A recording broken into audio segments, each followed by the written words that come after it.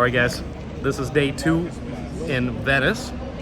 Today we have a little bit more structured plan for our walking. So first we of course gonna go to Piazza San Marco. And this is, of course, the main plaza in Venice. This is where the Doge took his residence. This is where we have the main Basilica of the town. So we're gonna walk around, check out the most popular places, but I'm also gonna show you some really cool kind of hidden spots in Plaza that you might not see if you just come here and just look at the main site. So let's go explore. Here we are, walking up to this magnificent plaza. Wow, look at this view. Oh, wow. Oh man, this is beautiful. Oh, there's a main museum right behind us. We'll go there in a little bit. But right now we're just gonna walk the plaza and enjoy the sights. Wow guys, can you just imagine how much history are in this plaza right here? Oh my gosh, it's fascinating. The events, the royal visits that took place here are just magnificent. And you know what? We can actually go up to the top of that tower, so we will. I see people up there. So we'll definitely visit that. Wow, just look at this. What a beautiful, beautiful place. As you walk around, there's some Italian music playing. And if you come here sort of in the end of August, beginning of September, you'll have the best experience because kids are back to school, so there's not as many tourists here. Probably 3 times less tourists than in summer. And the weather is really good. It's not too hot. It's actually just perfect. It's sunny, but it's, you don't get this blazing sun on you all the time. So if you're here, come in the beginning of September. You will not regret it. Okay. Let's go do some touristy stuff. Well, here we are at the Plaza San Marco. As you can see, we're standing right here by the Doge's place. And right here, I just wanted to show you this column. It looks beautiful in this backdrop of the sky today and the clouds. But what you can see here is a monument of a griffin. Look at that. As you can see, it has the body of a lion and the wings of an eagle.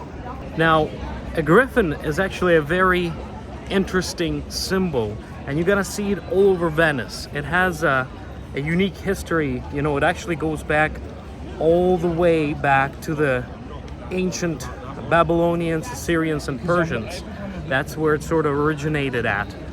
And what it symbolizes is a creature, like I said, with a body of a lion and wings of an eagle that represents royalty.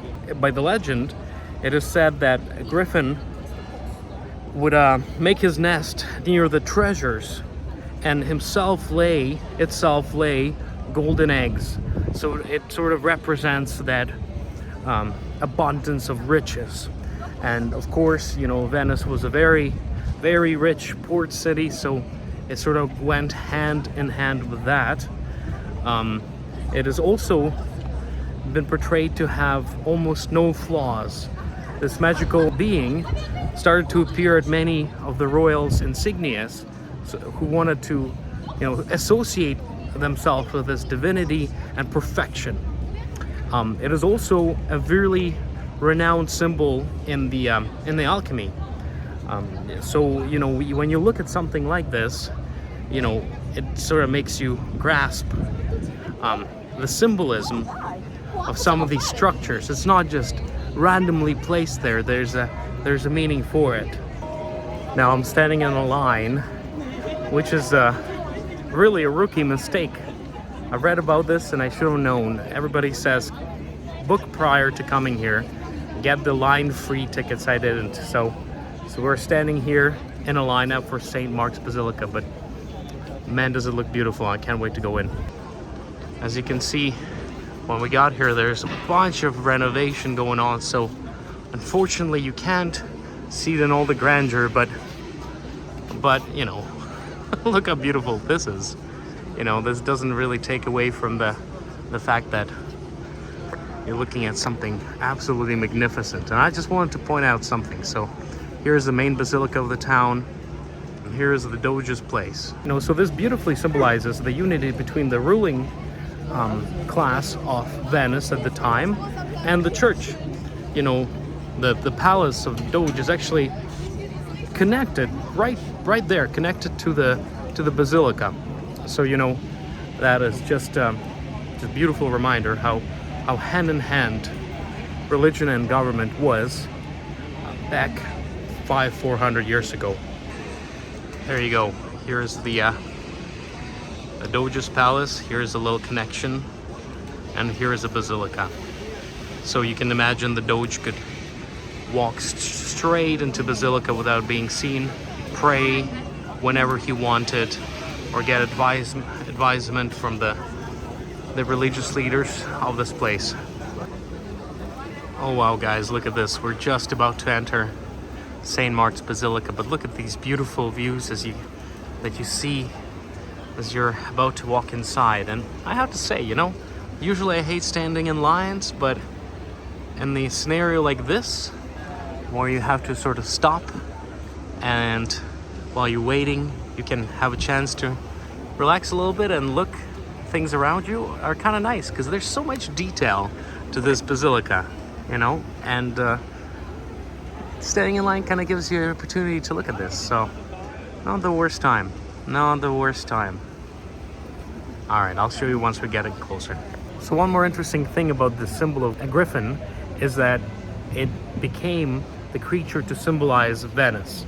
So it's very much integral part of Venetian history, as well as it was one of the protectorate creatures of Saint Mark.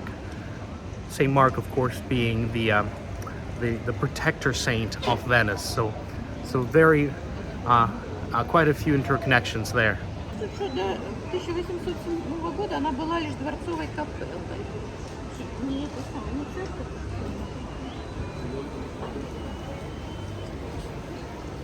Wow, just a little closer view of the basilicas. I don't think this is a main entrance, because I think the main one is getting reconstructed, but one of the portals into the basilica. Look at this. So we're just entering the portal, and look at this beautiful mosaic made of gold and beautiful colors.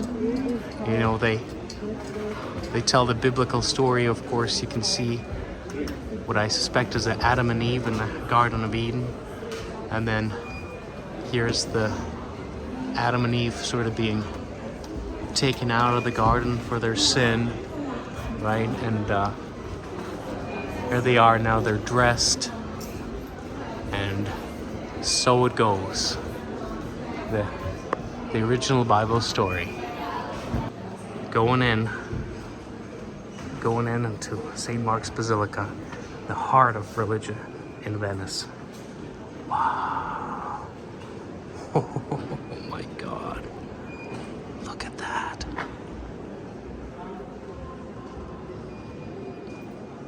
Wow.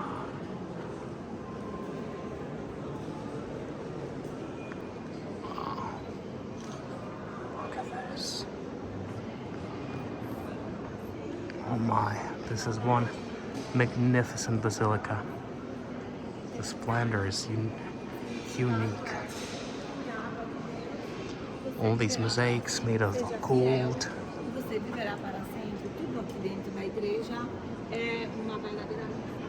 Wow. You can see the saints, religious leaders portrayed on the ceiling and wall mosaics. Oh, it's quite interesting, you know. Most of the imagery's sort of high up there and in the form of the mosaic. Usually, you know, you'd see more frescoes, but this seems to be more of a mosaic approach from what I can see from here. Here we are. This is right before the altar. You know, as you can see, it's a functioning church, so there's chairs here set out for people that are coming here to pray. We'll see if we can get here in the morning tomorrow, because tomorrow's Sunday, so it would be nice to observe a mass here. But look at this, look at these. Here's the Jesus Christ or Holy Spirit there in the center, surrounded by archangels and what I think is the prophets and other angels surrounding them. Of course, here there's the altar right there.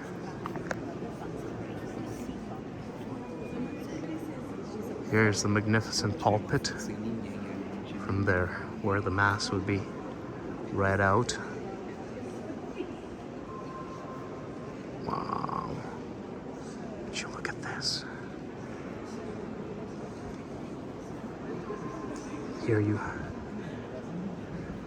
Here's maybe where the incense would be burnt and the holy smell would radiate across this basilica. Oh, look at that. Just fantastic. I mean, you could definitely spend days just walking around here and looking at all the detail because it's so intricate. So intricate. Okay, let's go check out other places here. Alright, so to go up to the golden altar, you have to buy second tickets. It's another €5, but you know, I think when in Venice, you gotta do it. So here we are.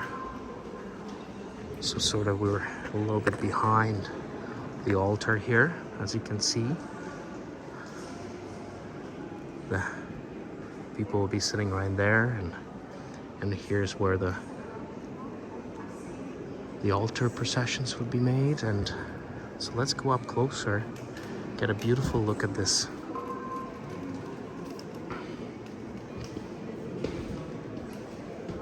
Oh my.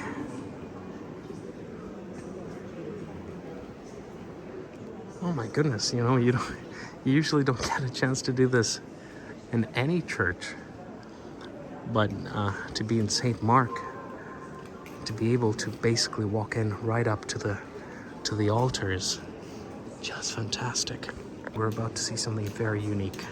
So we are at Pala d'Oro, which is the world's only intact example of large-size Gothic lawsmith art. Look at this magnificent piece. So this is dating back to the 12th and 13th century, of course AD. And as you can see, this is just a magnificent piece. From what I understand, parts of this were actually brought here from the Byzantine, from Constantinople. And in the center right there, let me see if I can get a closer look there for you. So right here in the center, of course, you see Christ, and above him you see crucifixion and other biblical stories, and surrounding him you have saints and evangelists, you know, Christ's students that spread the gospel through the ancient world. As well, you can see the angels and archangels, as well as St. Mark himself. So this is made out of pure gold. This is just magnificent. Look at this. I'll give you a closer look. You can see there's all sort of gemstones and very intricate gold smithing. It's huge, you know. It's really big. Wow. Look at that. It's almost 1,000 years old. Wow. Fantastic. We just walked from the golden altar, and as we're walking just to the right of it, I wanted to show you something very unique that is so easy to overlook. Check this out. So here's a golden altar, and as you walk here, if you just look down, you can see this, which is a stone marking of the burial site of Doge Francesco Erizio's heart. So right here lays a heart of one of the Doges of Venice. Very, very modest, very easy to overlook, but here it is. The rest of his body was placed, near where he was born, by San Martino Church. But here in St. Mark's is where he wished his heart to be buried. And the shape of the heart, the black shape, represents the hedgehog, which was his family's sort of insignia animal. So, and of course the hat is the hat that the Doges would wear when they governed Venice. So something neat. When you're walking by, take a look down and you'll see the final resting place of one of Venice's Doge's heart. And when you're walking the Basilica, I would highly encourage you not only to look up, but also to look down. Look at the intricacies of this floor. It's fantastic, Each piece is not like the other. There's intricate designs that are running all the way here. So very, very interesting. As you can see, there's mosaics, floor mosaics everywhere. There's eagles. And, well, this is not quite a griffin, but, magical animals.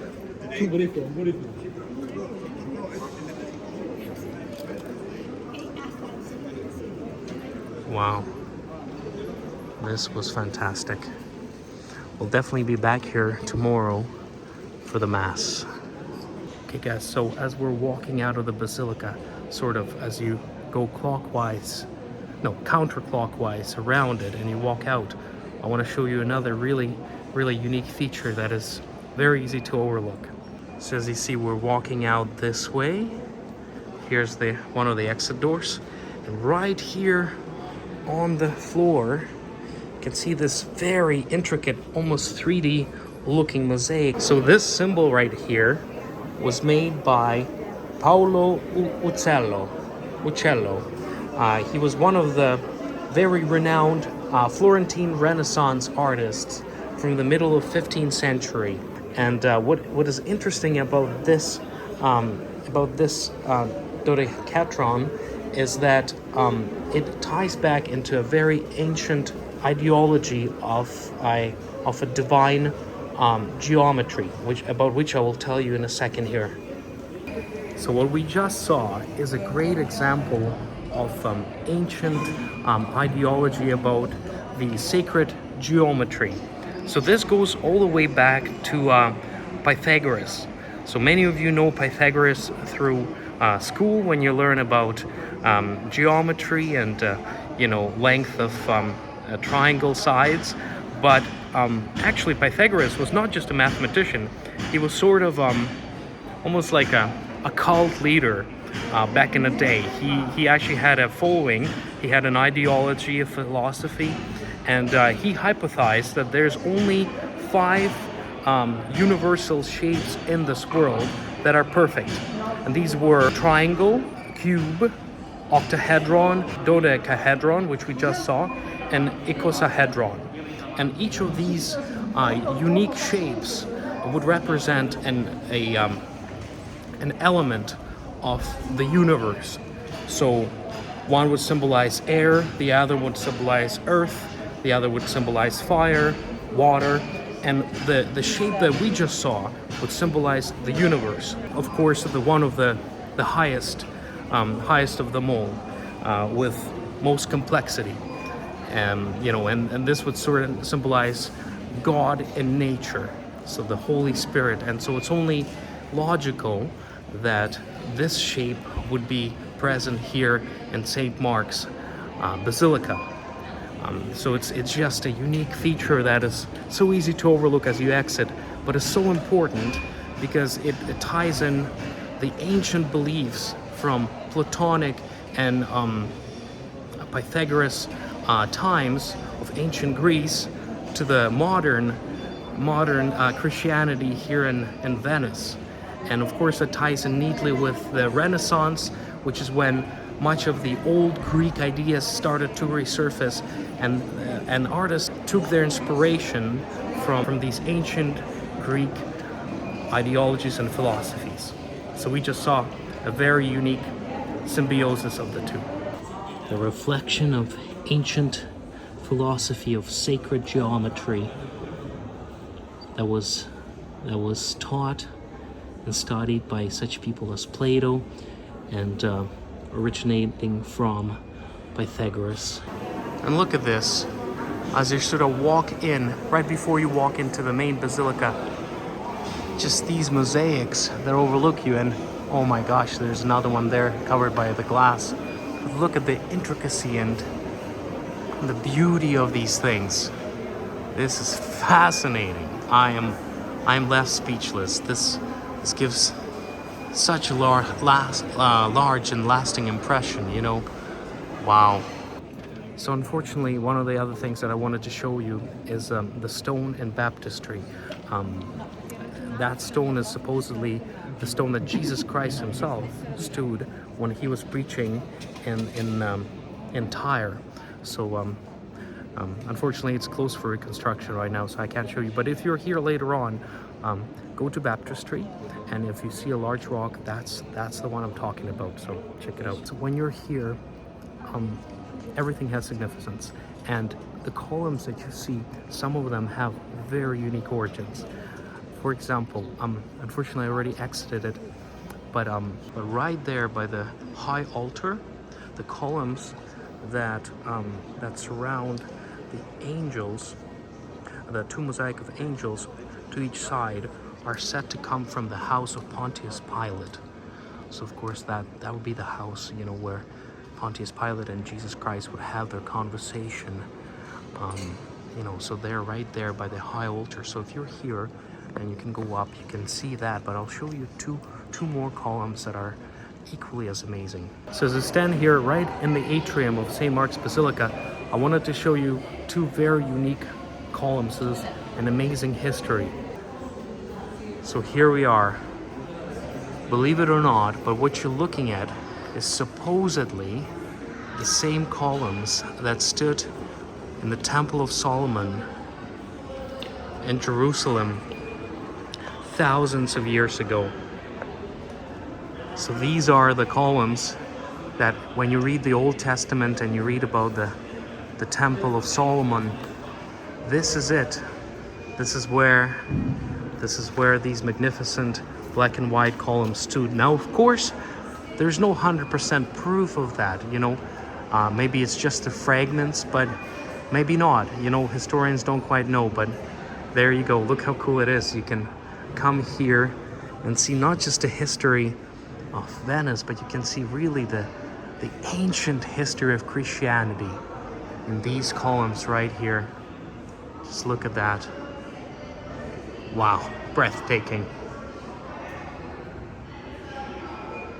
Amazing. All right, guys, and here, as we're walking up these stairs where they lead right from atrium of the St. Mark, we're gonna walk into the museum of St. Mark's Basilica, which should be really, really interesting.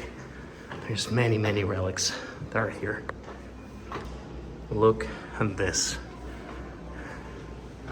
Here we are. Wow. Here's the people down there that we just saw. Here's the entrance to the museum. Okay, here we are. St. Mark's Museum. Let's see what treasures we can see here. Wow, look at these mosaics. You know, this is a unique opportunity to walk up close to them because And the Basilica itself, they're sort of high up. But here you can see just how intricate these designs are of gold and precious stones. This is Saint John the Baptist receiving the vestments from the angel. Oh, wow, look at this. So these are different prophets. You see Prophet Zephaniah, Prophet Elisha, Prophet Abraham.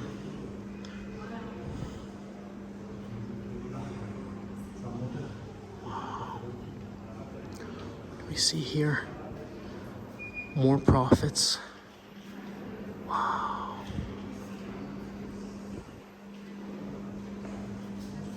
Look at that. Magnificent.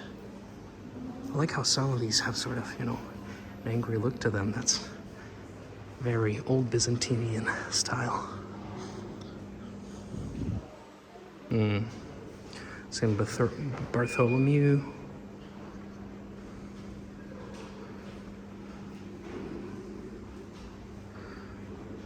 Saint Thaddeus.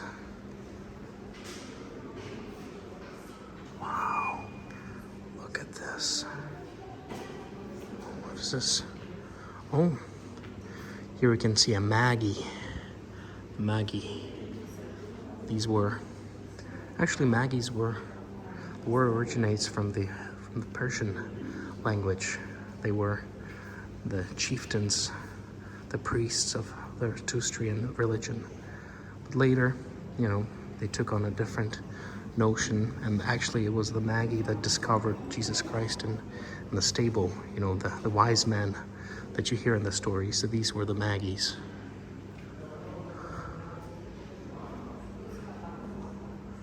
As you can see, here's more warlike mosaics. There's soldiers killing babies. Obviously a religious reference to the story.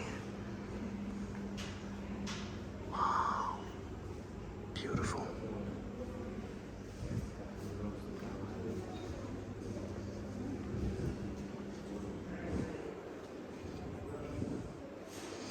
These are some 5th and 6th century pieces of... Yeah, please go ahead.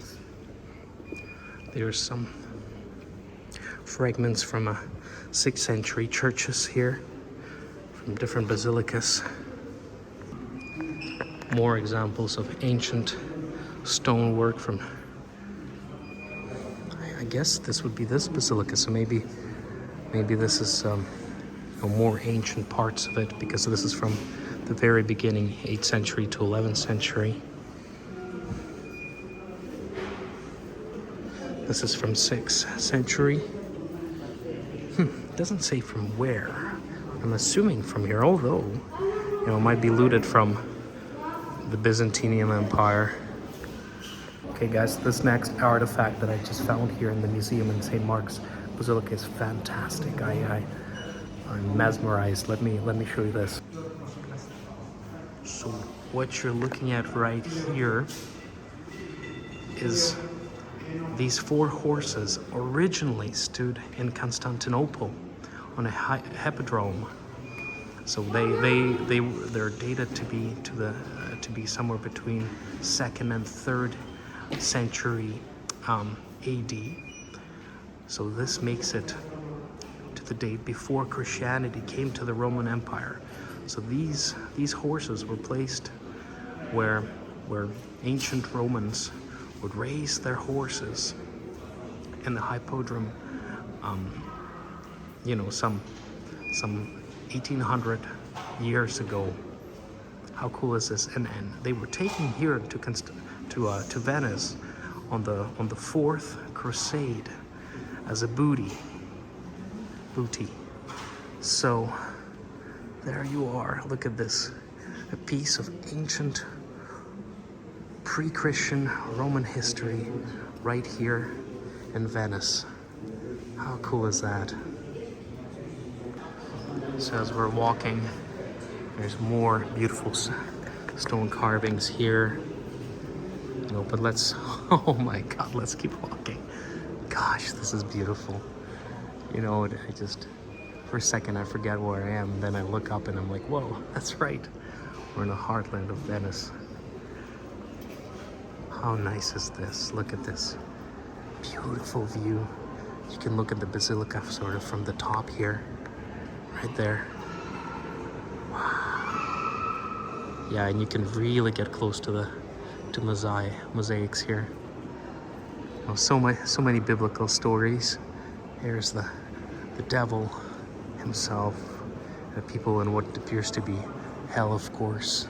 As you can see, there you are, being hit by arrows and spikes, burning in hell. So this is not a good place right there, as you can see. And here's Jesus Christ and his crucifixion. So perhaps this is the last judgment. You know, and obviously here we have the people that are in heaven, right? So on the right side you have the guys that made it, the interface that they would make it through belief in Jesus Christ, and then the guys that didn't make it, you know, in hell. Very interesting. Bunch of other symbolism here. You know, you could really spend hours here deciphering all the symbology of these, because look how many of them are here. Wow, this is fantastic. Wow. Hey guys, so we're just exited St. Mark's Basilica. This exit behind me is actually is going to be the entrance that we're going to take tomorrow to the Mass at 10 o'clock, which is supposedly to be the best of 3 Masses on Sunday because it comes as a choir. So we will definitely visit here at 10 tomorrow. And now we're going to go and see the Tower of Venice and have the look upon the city from the highest point in the city.